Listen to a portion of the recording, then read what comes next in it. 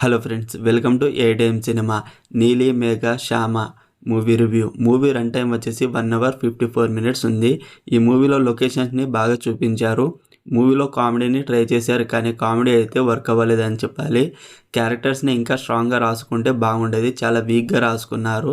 దానికి తోడు కామెడీ కూడా అస్సలు వర్క్ అవ్వలేదు.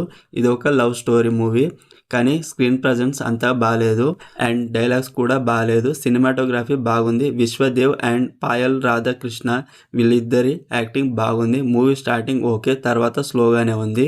వర్క్ అవ్వని కామెడీతో ఫస్ట్ హాఫ్ అయిపోతుంది, సెకండ్ హాఫ్ స్లోగానే ఉంది. Boring screen play.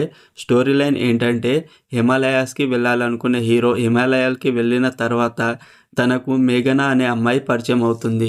ఆ పరిచయం ప్రేమగా ఎలా మారింది, చివరికి ఏమైంది అనేది మిగతా స్టోరీ.